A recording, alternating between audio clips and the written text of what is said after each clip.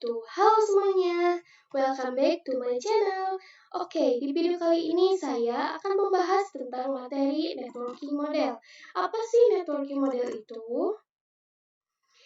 Networking model adalah sebuah konsep dalam arsitektur jaringan yang digunakan sebagai standar dalam proses komunikasi data perangkat dalam jaringan.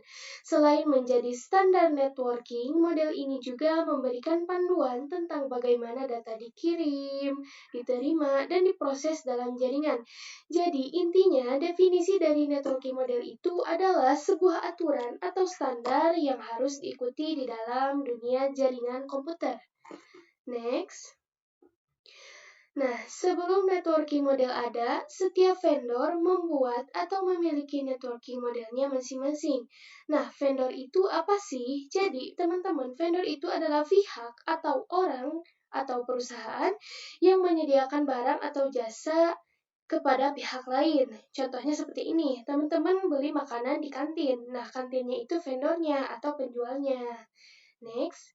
Karena setiap vendor memiliki networking model yang berbeda, maka komunikasi antar vendor sulit dilakukan. Jadi, usaha untuk membangun suatu jaringan komputer yang sangat besar.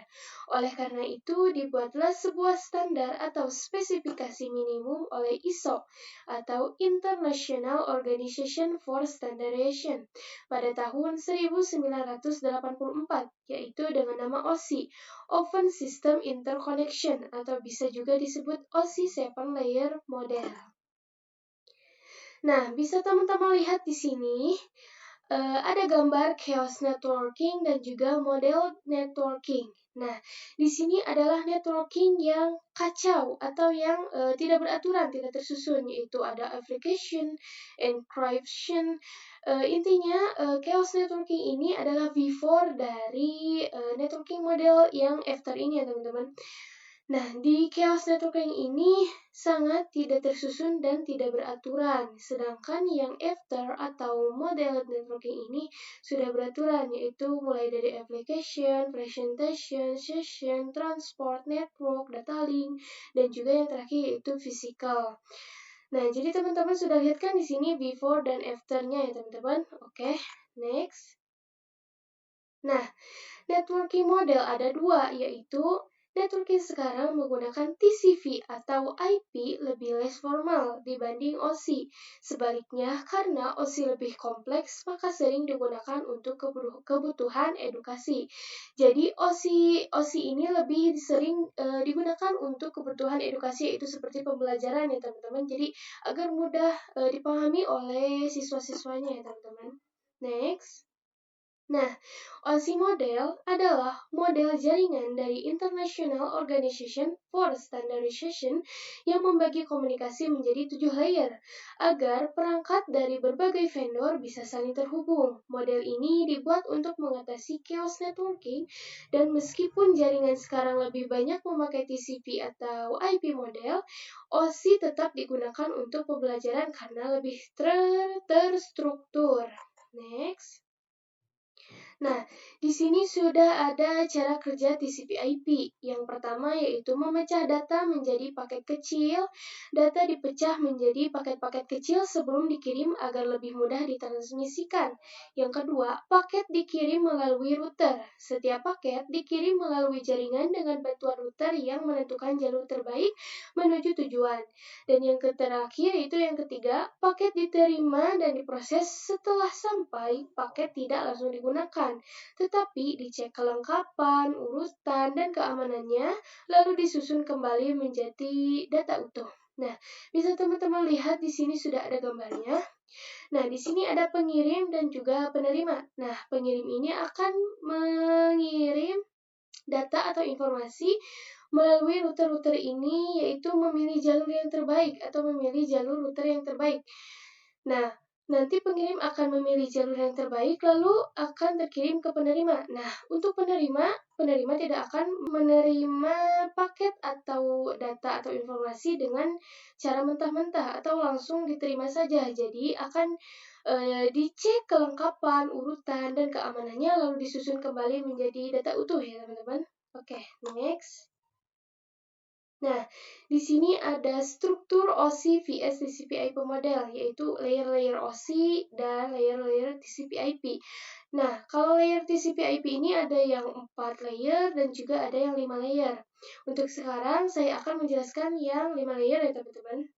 Nah, bisa teman-teman lihat di sini, di OSI itu kan ada 7 layer, yaitu mulai dari physical, data link, network, transport, session, presentation, dan application.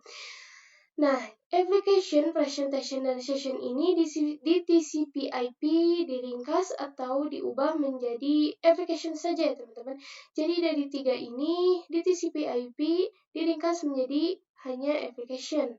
Lalu transport di TCP/IP yang layer 4 ini tetap transport, lalu network menjadi internet, data link dan physical menjadi link ya untuk layer yang keempat. Sedangkan layer yang kelima, yang 3 ini sama, jadi application, transport tetap transport, network tetap network, data link dan physical tetap data link dan physical. Begitu ya teman-teman, kita next ke pengertian dari layer pertama yaitu application. Nah, application layer atau lapisan aplikasi yaitu melayani interface atau antarmuka untuk aplikasi atau perangkat untuk berkomunikasi melalui jaringan, yaitu melalui protokol HTTP, FTP, SMTP, dan lainnya. Next. Nah, di sini sudah ada prosesnya ya teman-teman. Nah, di sini ada user. User ini akan mengirim URL, yaitu URL ini akan masuk ke browser. Lalu browser akan meminta request, akan HTTP request langsung masuk ke web server. Nanti akan next ke HTTP respon, lalu akan masuk ke browser lagi, lalu yang keempat web page, dan yang kelima yaitu screen. Screen ini akan membuka URL yang dikasih dari user ya teman-teman. Contohnya seperti ini ya. Kita masuk ke Google Chrome. Nah, kita akan coba masuk ke domain Cisco Academy ya teman-teman. Nah, untuk domain itu apa? Jadi domain itu yang kayak contohnya kayak youtube.com, google.com, dan lain. Nah, kita coba ke Cisco domain. Nah, bisa teman-teman lihat di sini, domain Cisco Academy ini tidak ditampilkan untuk publik. Karena Cisco domain ini ditampilkan hanya untuk private ya teman-teman. Nah, di sini bisa teman-teman lihat di sini ada not secure yang artinya tidak aman. Jadi tidak sembarangan orang lain bisa melihat. Jadi hanya orang-orang tertentu saja ya teman-teman. Sedangkan yang publik, contohnya kita coba masuk ke YouTube domain.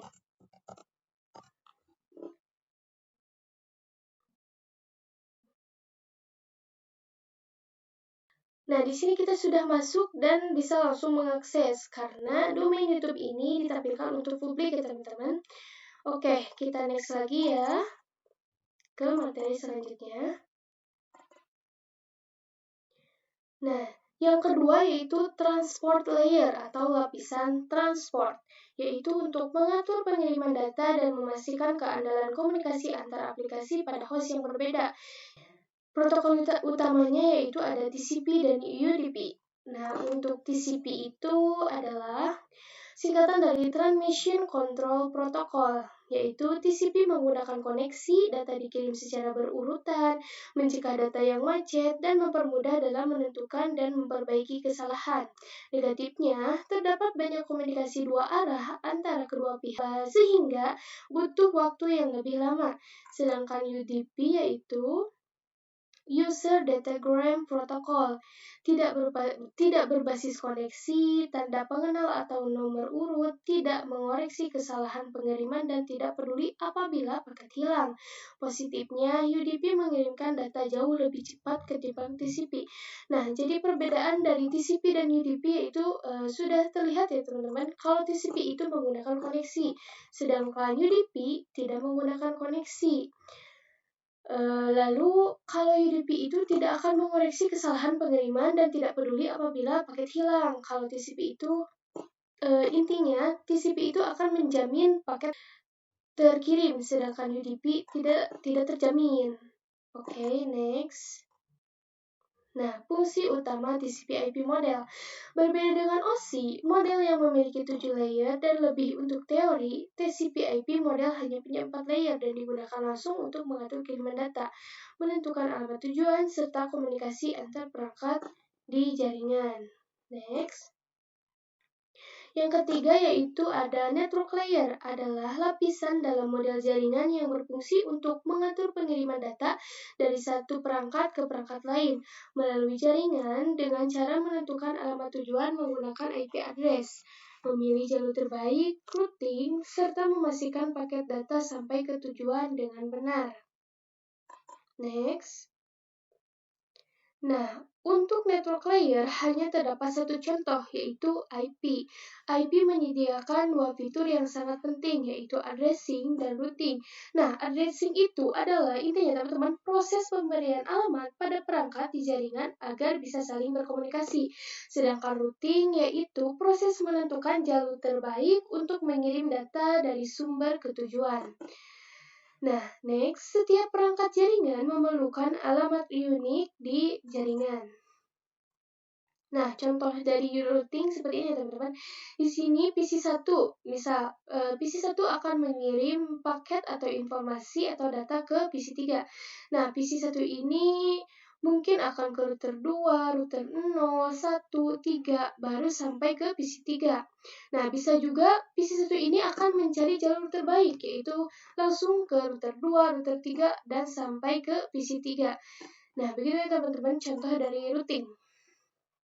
Next, lapisan yang keempat dan kelima yaitu data link dan physical layer. Untuk data link mendefinisikan protokol yang dibutuhkan pada physical layer. Salah satu fitur pada data link layer ialah FCS, yaitu Frame Check Sequence, yaitu Error Detection Mechanism. Hanya mendeteksi error tanpa recovery. Addressing yang digunakan pada data link layer adalah MAC address. Physical layer mendefinisikan coupling pada suatu jaringan komputer, mendefinisikan secara fisik apa yang digunakan untuk menghubungkan antar device. Jadi intinya teman-teman, data link itu adalah mengatur pengiriman data supaya sampai dengan benar di jaringan lokal. Lalu, physical layer itu mengirim data dalam bentuk sinyal fisik. Oke. Next. Materi yang terakhir yaitu encapsulation dan decapsulation. Encapsulation adalah proses menambahkan informasi header atau footer pada data saat dikirim melalui setiap layer jaringan agar data sampai tujuan dengan benar. Sedangkan decapsulation adalah proses kembalinya, yaitu menghapus header dan footer tersebut saat data diterima, sehingga kembali menjadi data asli yang bisa dipahami oleh penerima.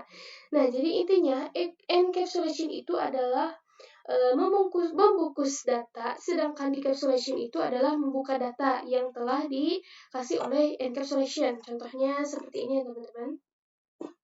Nah, di sini ada sending dan receiving, yaitu pengirim dan penerima. Nah, pengirim ini akan mengirim data atau informasi ke penerima ini melalui application, yaitu data, transport, TCP atau segment header dan data, lalu network, IP atau packet header, segment header atau TCP, dan juga data. Sedangkan data link yaitu from header, packet header, segment header, data, dan frame title. Lalu ke physical. Nah, dari physical ini akan berubah menjadi bilangan biner. Nah, bilangan biner ini akan lanjut ke physical, data link, network, transport, lalu terakhir itu application dan membuka data dari pengirim ini ya teman-teman. Oke. Mungkin itu saja untuk video kali ini tentang networking model. Mudah-mudahan teman-teman bisa mengerti ya penjelasan dari saya. Sekian dari saya. Wassalamualaikum warahmatullahi wabarakatuh.